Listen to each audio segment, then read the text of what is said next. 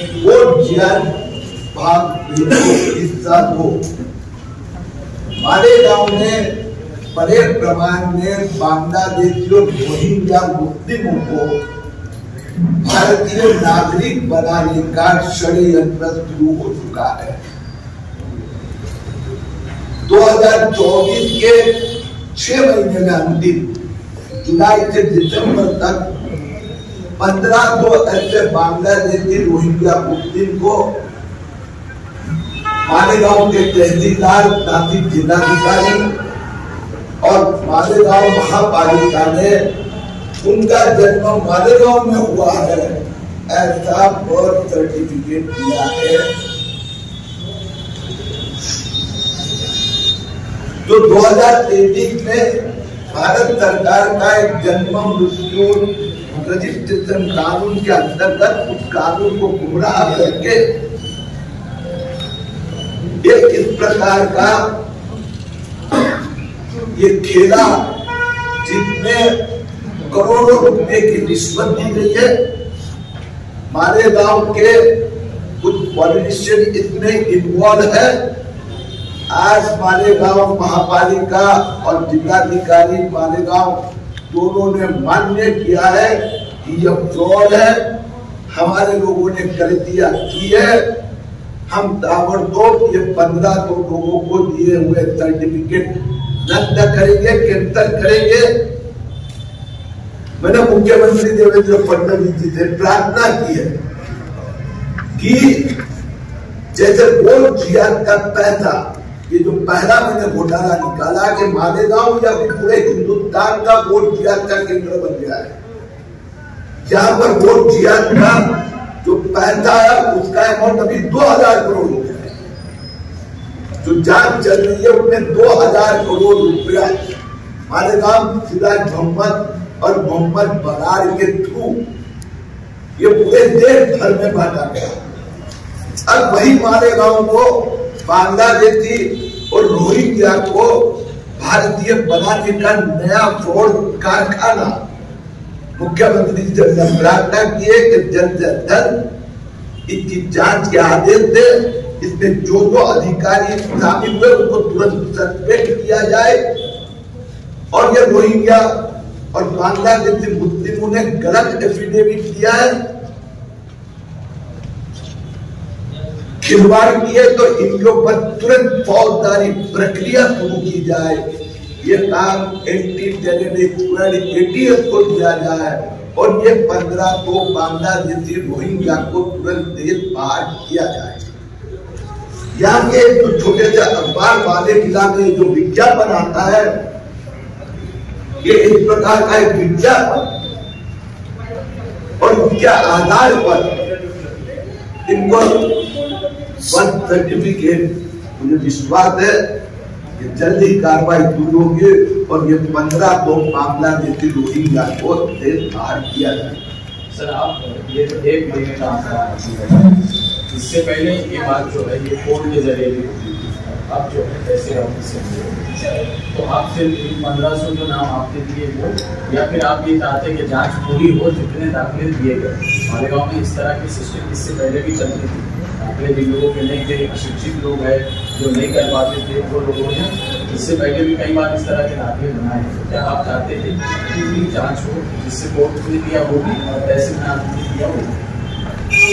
मैंने थोड़ी दिन जांच की तो ये ध्यान में आया कि इस प्रकार का जो ये फ्रॉड जो है ये 2023 नवंबर में जो नया कानून में जो संशोधन अस्तित्व में आने के बाद में हुआ। पहले कोई खास दूसरे 4-5 लोग गलत रास्ते से सर्टिफिकेट ऑब्टेन करते होंगे, पाते होंगे, लेकिन इतना बड़ा जैसे ये दिसंबर महीना में या 500 लोगों को विज्ञापन आए, तो ये और ये जांच होने के बाद में फिर सरकार के ध्यान में आएगा तो उनके पहले का भी देखेंगे। पहले इसके ऊपर हम केंद्रित करते हैं ना। आप देखो ना, नवंबर में अमेंडमेंट आया, लोकसभा आचार संहिता थी, फरवरी में 50 बोलने दिए, फिर उसके बाद में जुलाई से प्रारंभ हुआ और गत 2 महीने में यानी 4 महीने में एकदम संख्याई बढ़ती जा रही है कि जुलाई में 100, फिर 200, अब दिसंबर में 500। आपने जो पैसे के बारे में 2000 करोड़ की बात कही, मैं पुन्हा एकदा सांगतो की मालेगाव हे आता मुस्लिम फेडरेशन बोर्ड 76 केंद्र झाला आहे। जो बोर्ड 76 पैसा या घोटाळ्यात आता अमाउंट आहे टोटल हे जे तपास यंत्रणा काम करत आहे। मुख्यमंत्री देवेंद्र फडणवीसने विधानसभेत सांगितलं की 1000 कोटीचा झाला होता, आता तो 2000 कोटीचा घोटाळा झाला आणि आता हेही लक्षात आलं आहे की हा बोर्ड ज्याचा फंड मालेगावला येतो, सिराज मोहम्मद बगाडवर आणखी ग्रुप आहे 1 डझन लोकांचा, यांच्या द्वारा हा पैसा देशभरात बोर्ड जिहादसाठी वापरला जातो। तशाच पद्धतीने हा त्या घोटाळ्याचा दूसरा भाग है। सर ऐसे ही कुछ एटीएस के जो है पिछले दिनों हमारी जानकारी ऐसी है कि पिछले दिनों कुछ सीसीएस वगैरह जो सेंटर रहते जहाँ पे पैसे आते हैं, उनके कुछ नौजवानों को बुला के उनसे जांच की और उसमें भी 55 से 60 लाख रुपए का एक अमाउंट ऐसे भी की है जो इलेक्शन के दरमियान में हैदराबाद से यहाँ पर आए थे, ऐसी बात मालूम पड़ रही। आपकी जानकारी कुछ है इस बारे में?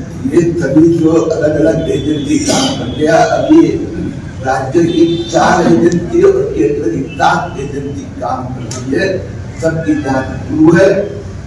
ईडी ने इसमें लीडरशिप दी है तो 2000 करोड़ रुपया की लेन सामने आई है। देश भर में पैसे आप हैदराबाद में देखे तो हैदराबाद भी है, गुजरात भी है, मुंबई भी है, उत्तर प्रदेश भी है, तो ये केंद्र बन गया।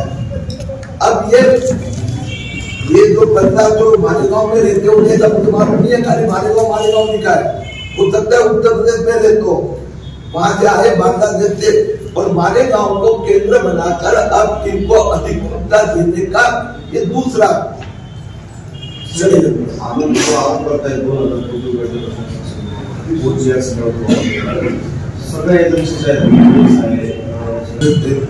पैसा म्हणतात की अटक केली तर तुम्हाला दोष देत नाही। तुम्ही मला प्रश्न विचारला तर माझं उत्तर पण तसंच तिखट आहे। वर्तमानपत्र छापून आलंय आणि माझा प्रश्न उत्तर वर्तमानपत्र छापून आलंय। ईडीने ज्यावेळी सिराज मोहम्मदचा ताबा घेतला पोलिसांकडून त्यावेळी जे रिमांड ऍप्लिकेशन केली आणि त्या कोर्टाने जो ऑर्डर दिली त्यात 1000 कोटी रुपये छापून आला आहे। ईडीने रिमांड ऍप्लिकेशन मध्ये लिहिलं एक 15 दिवसापूर्वी आलं लक्षात। तर हे तपास यंत्रणा जिथे सांगायचं असतं तिथे सांगतात, ते मीडियाला नाही सांगत। अरे भाऊ मीडियाने छापलं ना, ज्यावेळी कोर्टात रिमांड असते त्यावेळी तुम्ही उपस्थित असता, पण मालेगावला तुम्ही पत्र वर्तमानपत्र इंग्रजी वर्तमानपत्र छापले बातम्या कुठून येतात तर एजंटची प्रेस कॉन्फरन्स घेत नाही, पण ज्याला अटक केली तर कोर्टाचा समोर मांडता येते आणि कोर्टाची ऑर्डर असते त्यात दिली जाते।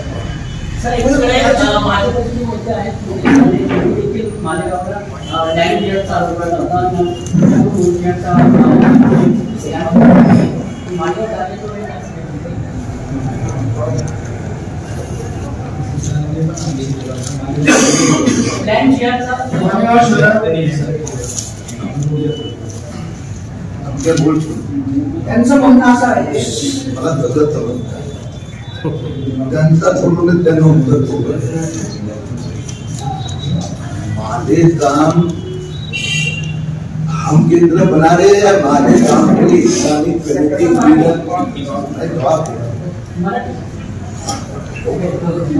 मालेगावला तुम्ही या केंद्र घोषित करतोय की मालेगाव याचं केंद्र आहे, केंद्र झाले आहे, उत्तर दिला तुम्हाला। मालेगावला या लोकांनी केंद्र बनवलं आहे कारण की मालेगाव मध्ये आता प्रकारचे इस्लामिक संस्था मोठ्या प्रमाणात आणि त्यांचा आता प्रकारचे जबरदस्त दादागिरी आहे। हे जे घोटाळा झाला हे मी तर नाही केला ना, त्यांनी केला, मी तर उघड केला। आता हे तर जिल्हाधिकारी आणि महापालिका दोघांनी कबूल केलं ना की बेकायदेशीररित्या 15 ते नाही. अरे टोटल 15 ते नाही जन्माला आले मालेगाव मध्ये. म्हणजे महायुतीचं सरकार आहे, अधिकारी सगळे प्रशासकीय यंत्रणा माहितीचे. तुम्ही हे तपास यंत्रणा तुम्ही तपास यंत्रणा संशय आहे काम ATS पोलीस हे जो काही बांगलादेशी आहेत हे तपास यंत्रणा काय करतात त्यांच्यावर विश्वास नाही इधर गॅजेट कोणी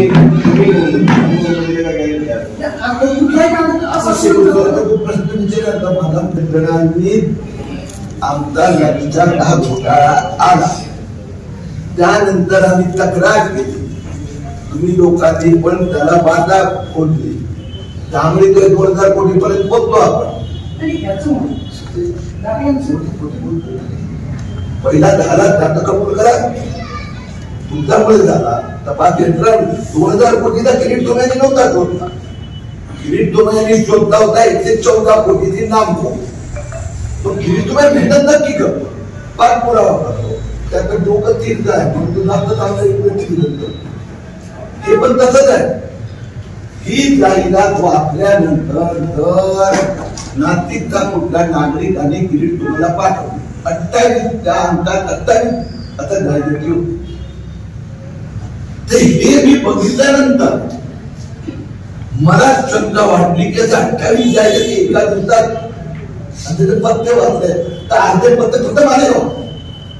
मग मी त्याच्यावर थोडं जास्त 1 मिनिट सांगले जात आता मला उत्तर दिलं. त्यानंतर मी त्याचं इन्व्हेस्टिगेशन केलं, सगळं स्टडी केलं, RTI मध्ये उत्तर प्राप्त केली, अधिकाऱ्यांनी. आणि हे सगळं झाल्यानंतर मंत्रालयात पण बैठका झाल्या आणि त्यानंतर हे आता उघडकीत आलं. घोटाळाच आहे. अधिकाऱ्यांच्या स्वाक्षरीने जाता नाही ऐकतच नाही ना पुन्हा त्यामुळे घोटाळाच आहे. आज नाशिक महापालिकेने कबूल केला घोटाळा केलाय त्यांच्या कर्मचाऱ्यांनी. आज तहसीलदार जिल्हाधिकाऱ्यांनी कबूल केलं की त्यांच्या अधिकाऱ्यांनी घोटाळा केलाय आणि लोकांनी हे करेक्ट करायचं मान्य केलं. तर समाजात जसं न्यूजपेपरवाले इन्व्हेस्टिगेशन जर्नालिझम करतात तर ते इन्व्हेस्टिगेशन करणारे कार्यकर्ता नाही का.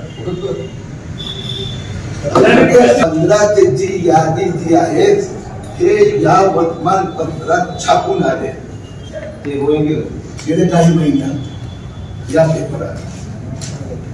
आणि त्यांनी मला RTIच्या अंतर्गत जे काही दिवसापूर्वीपर्यंत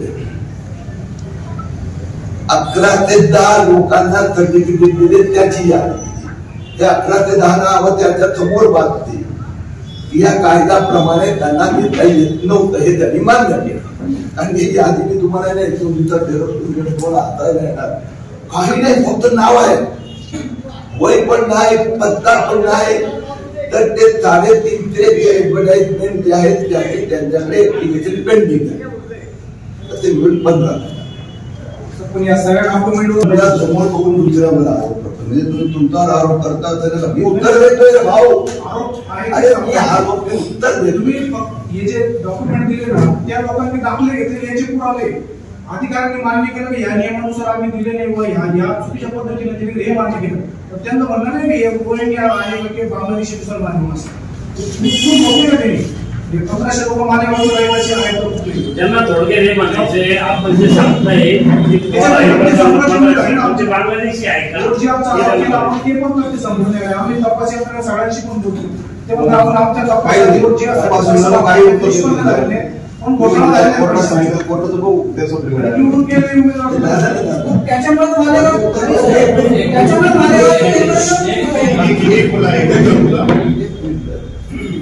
दोघांनी विचारलं परत उत्तर देतो. असं हिंदुस्थानात कुठेच दिसलं नाही. मध्ये ना प्रश्न विचारता परत नंतर एका ठिकाणी नाही. मी तुम्हाला महाराष्ट्राचे 4 जिल्ह्याचे दुसरे आकडे दिले तुलना करायला. तिसरं तुम्हाला सांगितलं की गेले 15 दिवस मी हे पाठपुरावा करतो, सगळे डॉक्युमेंट प्राप्त केले, मंत्रालयात पण भेटला. 4थी गोष्ट हे सगळं केल्यानंतर आज दोन्ही ठिकाणी भेटलो त्यांनी कबूल केलं आता एक पत्रकार म्हणून तुमचा लक्षात जर आलं नाही तर ते किरीट तुम्ही आता बोलत नाहीये. आता नका बोलू मध्ये की एका पेपरात आजपर्यंत कुठलाही महिन्यात आता 5 ते ऍडव्हर्टाइजमेंट आले आणि गेल्या 4 महिन्यात 15 ते ऍडव्हर्टाइजमेंट आले. ते जर माझा एका कार्यकर्त्याचा लक्षात आला तर त्यांनी पास केलं आणि एका परिवारात 4 लोक. आता एक नाही, मी तुम्हाला 58-53 ची यादी दिली 53 की एका घरात 4 लोक आणि 14 जन्म दाखले नाही. एक नाही, अनेक आहे. तुला कायद्याची तरतूद दाखवतो किती मंदी आहे. म्हणून हा घोटाळा नाही आहे, हा देशघातकी कृत्य आहे आणि हे मी शोधून काढल्याने हा त्यांनी कबूल केलं आहे आणि मी मुख्यमंत्र्यांकडे मागणी केली आता अधिकाऱ्यांवर पण कारवाई झाली. ओके, धन्यवाद.